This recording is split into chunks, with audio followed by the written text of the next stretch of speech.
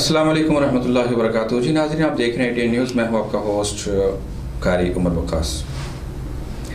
जैसा कि आप जानते हैं, कोरोना वायरस के हवाले से लम्हा बलम्हा रिपोर्टिंग, हालात हाज़रा पर गुफ्तगू, मुख्तलिफ़ ख़बरें, तज्ज़िये, तबसरे ईडीएन की स्क्रीन पर अल्हम्दुलिल्लाह जारी व सारी हैं।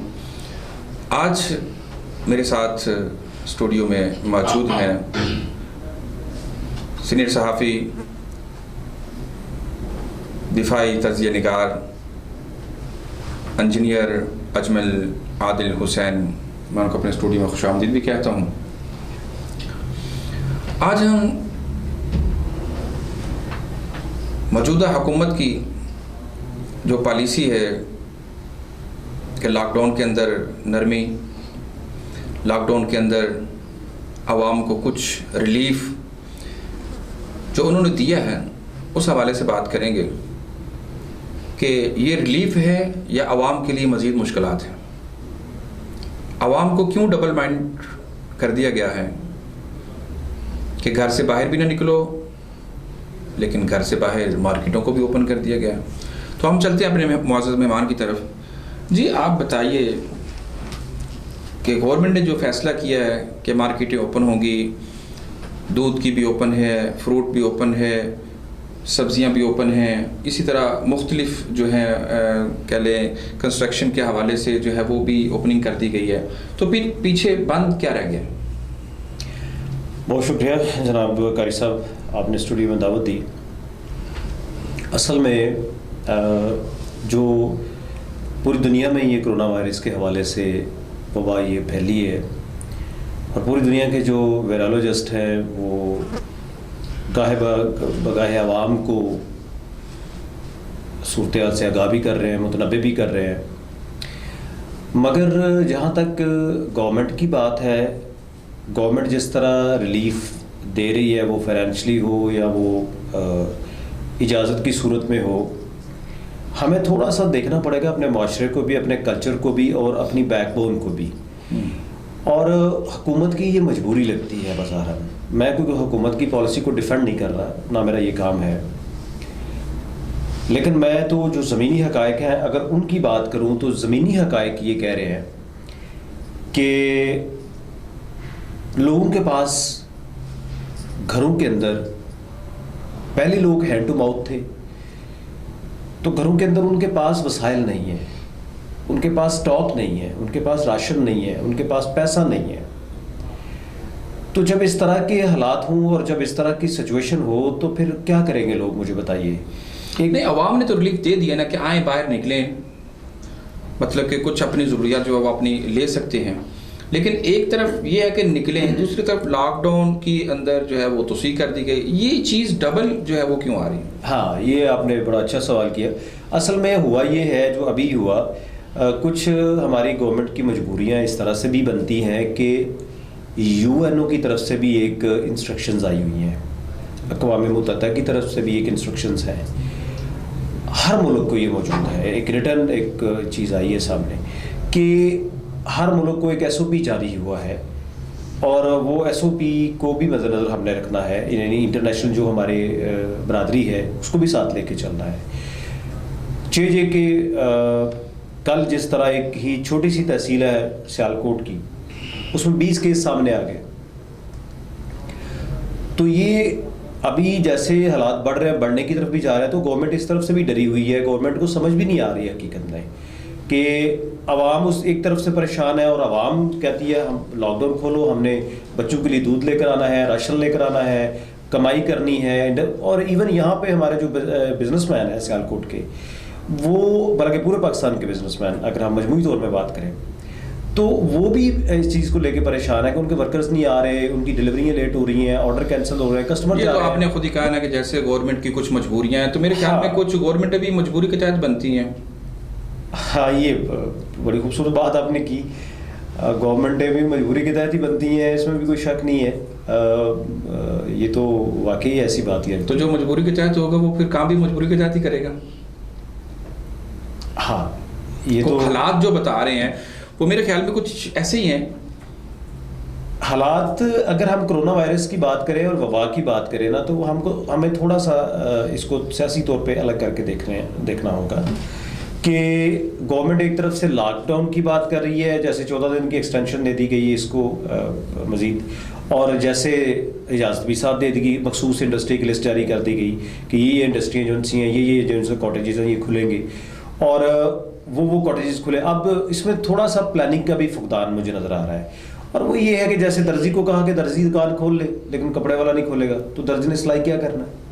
लेकिन यहाँ पे मेरा एक छोटा सा सवाल जो है ना, वो इंतज़ामिया के ऊपर बहुत बड़ा सवाल है। मैंने अक्सर व बेशतर जो है ना ये किया है कि जिनको ओपनिंग की इजाज़त दी गई है, NOC दिए गए हैं, लेटर दिए गए हैं, क्या उनके अपने कोरोना टेस्ट करवाए गए?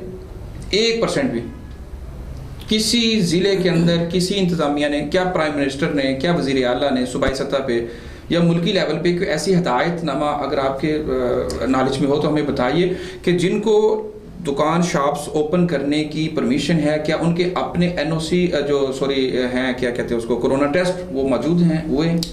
नहीं, ऐसा तो मौजूद नहीं है, लेकिन गवर्नमेंट ने जो चीज़ें हमारे सामने आई हैं, गवर्नमेंट के स्पोक्स पर्सनस थे और डिपार्टमेंट से रेलिवेंट से, कि गवर्नमेंट ने एक SOP जारी कर रखा है, और वो SOP जारी कर रखा है इस तरह से कि अगर कोई इंडस्ट्री कल को इजाज़त अगर दी जाएगी तो उसके लिए SOP ये है कि वो टेस्ट करवाएगा। सर वो तो इंडस्ट्री है ना, क्या ये जो फ्रूट शॉप्स हैं, जो सब्जियां वाले हैं, जो यूटिलिटी स्टोर हैं, जो ओपन, अब तो वो तो लॉकडाउन में है। जैसे दूध वाला खुला हुआ है, जैसे किराने वाला खुला हुआ है, तो इनके अब आवाम की तो रसाई इन लोगों तक, इनके टेस्ट मौजूद नहीं है, तो इनके टेस्ट एग्जिस्ट नहीं करते। यहाँ क्या इनके जो है ऐसे अमल से क्या कोरोना के फैलने में कोई, अल्लाह माफ़ करे, अल्लाह हमारी हिफाजत फरमाए, क्या कोई ऐसे खदशात नहीं है? हमारे तहफ़्फ़ुज़ात नहीं होने चाहिए? आवाम को और इंतज़ामिया को बिलखुसूस इसके ऊपर नज़र नहीं दौड़ानी चाहिए? बिल्कुल दौड़ानी चाहिए, लेकिन इसमें एक और तरफ मैं आपकी तवज्जो मबज़ूल करवाऊँगा, वो ये है कि बाकी मुल्कों की तरह पाकिस्तान के अंदर भी फुकदान है टेस्ट किट्स का। हमारे पास जो इस वायरस को टेस्ट करने वाली किटें हैं उनका फुकदान है, वो उसकी कमी है, तो वो हमारे पास सफिशेंट तादाद में मौजूद नहीं है। ये भी एक चीज़ है और ये रियलिटी है। और हमारे पड़ोस में ये आप देख लें कि वहाँ पे 1 लाख किट का ऑर्डर हुआ, 5000 वो आई, और जब 5000 किट की पहली खेप रिसीव हुई तो 5000 किटें जब अप्लाई की गई टेस्ट के लिए, तो 5000 की 5000 जो रिपोर्ट्स बनी वो पॉजिटिव निकली। तो ये साथ में हमारा पड़ोसी देश है, जिस देश है जिसकी हम बात कर रहे हैं। लेकिन देखें, ये कोई अचानक तो हुआ नहीं है, मतलब कि आज से कुछ मंथ कबल जो है वो चाइना से ये स्टार्ट हुआ, पूरी दुनिया के अंदर ये फैलता गया, तो हमारे पास उस वक्त बहुत टाइम था कि हम अपने आप को तैयार कर सकते थे, अपने डॉक्टर्स को, अपने इदारों को जो है वो इस सतह पर लेके आ सकते थे, अपनी आवाम के अंदर वो शऊर बेदार कर सकते थे।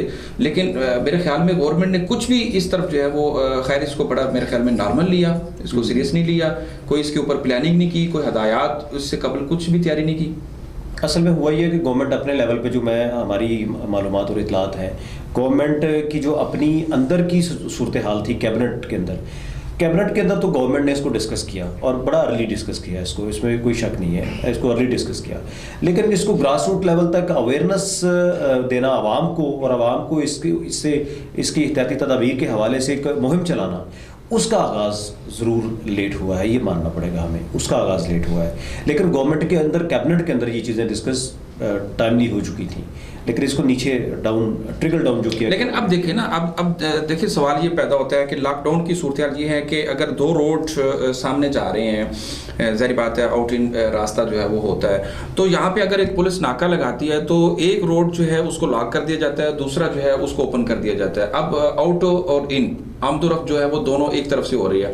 गवर्नमेंट कहती है, प्लान ये है इंतजामिया का कि ज़्यादा क्राउड एक जगह पे जमा ना हो, ज़्यादा लोग जमा ना हो, लेकिन आप इंतजामिया की हिकमत अमली को क्या कहेंगे कि खुद उनको एक जगह पे ज़्यादा रश डाला जा रहा है, उनको मतलब कि पूछ गिछ हो रही है, और क्या यहाँ पे कोरोना है यहाँ पे नहीं है? ये मतलब कि आप इस हवाले से इसमें, हाँ बिल्कुल, ये भी आपका क्वेश्चन बड़ा वैलिड है। मैंने भी ये सूरत रोड पे देखी, प्रॉब्लम है, इसमें कोई शक नहीं है, मुश्किल है आवाम के लिए। लेकिन मेरा एक ज़ाती एनालिसिस है इसके ऊपर। कल मैंने जब विज़िट किया रोड के ऊपर और एक शो किया चौक के अंदर, तो मेरे तजुर्बे में एक बात आई है कि शायद हमारे पास कहीं नफरी की कमी है, और अगर एक ही चौक है और उसकी 4 सड़कें हैं तो उसको 2 सड़कें बंद करके 2 सड़कें चलाना ये मजबूरी है, चूँकि 4 सड़कों को शायद इतनी नफरी उसके लिए नहीं अवेलेबल है, तो 2 सड़कों के लिए अवेलेबल है, तो फिर उनको उस तरीके से उन्होंने मैनेज किया है, तो शायद नफरी की कमी। सर 2 सड़कें 4 सड़कें तो आप एक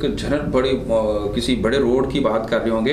मैं कहता हूं कि एक रोड जीटी रोड है, अभी हमारे इधर मोटरवे तो भी स्टार्ट हुआ है, मोटरवे तो वैसे ही जो है ना वो बंद है, लेकिन जो जीटी रोड है, जीटी रोड के जो लिंक रोड है, लिंक रोडों के ऊपर उन्होंने कहा जी आप इस तरफ से आए, इस तरफ से जो है ना वो ना आए। वो हर्डल क्रिएट इसलिए की जाती है, बिल्कुल आप उसके जो आप बड़ी प्रोस्पेक्ट में अगर बात करें तो उसकी हर्डल इसलिए क्रिएट की जाती है ताकि आवाम को थोड़ा सा एक टफ टाइम दिया जाए, लोग बाज नहीं आते या लोग मना भी नहीं होते, और अवाम की भी अपनी मजबूरियां हैं, अवाम भी किसी हद तक सही है, लेकिन इंतजामिया की भी मजबूरी है। और लेकिन सवाल ये पैदा होता है, इंतजामिया की मजबूरियां हैं, तो फिर जब इंतजामिया ने एक एक्शन लेते हुए मार्केट को ओपन किया, किन लोगों के लिए? अवाम को, खलाई मखलूक के लिए तो नहीं ओपन किया, डेफिनेटली अवाम के लिए, हमारे लिए किया, हमारी अवाम के लिए किया। तो वो अवाम कहाँ से आएगी? रोड से चल के आएगी, गली मोहल्ले से निकल के आएगी। लेकिन एक बेचारा एक गली से निकलता है, उसने दूसरे रोड पे जाना है, रास्ते में फर्ज करें वो रेलवे ट्रैफिक जो है ना वो फाटक आ गया, उसने फाटक बंद कर दिया। इसमें एक छोटी सी मैंने भी नोट किया, आप बिल्कुल सही फरमा रहे हैं। जब एक नोटिफिकेशन इशू करता है डीपीओ ऑफिस या डीसी ऑफिस, तो उसमें एक चीज़ होती है जिसको हम कहते हैं कि उस नोटिफिकेशन का स्पिरिट एंड लेटर, और जब लेटर एंड स्पिरिट के मुताबिक काम करना होता है, नोटिफिकेशन पे लिखा हुआ है कि ये नोटिफिकेशन है, ये लोग बंद हैं, ये खुले हुए हैं। अब मुझे बताइए कि पहले दिन जो नोटिफिकेशन हुआ मार्च के अंदर, in the beginning of March, उस पर वाज़ह लिखा हुआ था कि वर्कशॉप्स खुली रहेंगी, पंचर वाले खुले रहेंगे, ये खुले रहेंगे, फलाने खुले रहेंगे। लेकिन ये हमारे ज़ाती मुशाहदे में चीज़ बात देखने में आई कि पुलिस ने क्या किया, पुलिस पंचर वाली दुकान भी बंद करवा रही है, पुलिस वर्कशॉप भी बंद करवा रही है। अब वो अवेयरनेस जो देनी होती है एक जिम्मेदार ऑफिस ने नीचे अपने अमले को कि भाई ये बात करवाना, ये नहीं करवाना, और इसको उसका भी फुकदान जो है वो सामने है। लेकिन यहाँ पे एक बात जो कतई नजर शायद कि अवाम का तो कारोबार बंद हुआ, अवाम तो लॉकडाउन हो गई, अवाम तो घरों में बंद है। इंतजामिया जब उसको लॉकडाउन कर रही है तो जिन अवाम को मुश्किलात का सामना है, एक बंदे की गाड़ी बंद कर दी, अब उसने गाड़ी छुड़वानी है और वो गाड़ियाँ छोड़ी भी गई।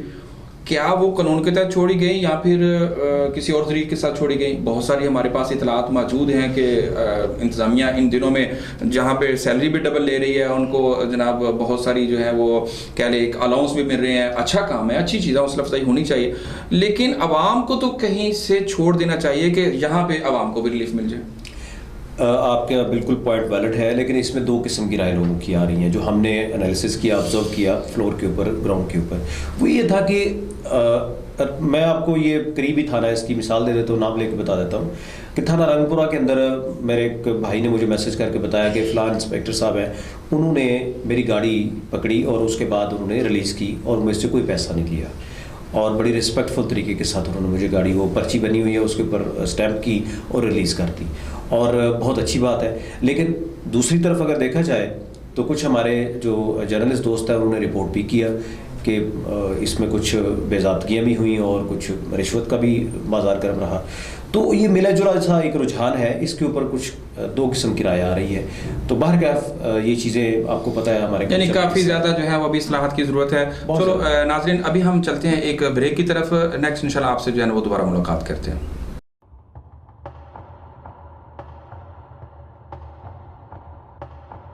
जी वेलकम टू बैक प्रोग्राम। नाज़रीन, जैसा कि आप देख रहे हैं आज हमारे मुअज़्ज़ज़ मेहमान इंजीनियर आदिल हुसैन हमारे साथ मौजूद हैं इस वक्त स्टूडियो में।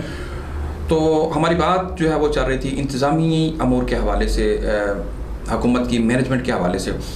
जी जैसा कि आपने खुद इस बात का जो है वो इतराफ़ किया है, आप भी समझते हैं, हम भी समझते हैं, आवाम भी जानती है कि बहुत सारी बेज़ाब्तियाँ जो हैं वो सामने आ रही हैं।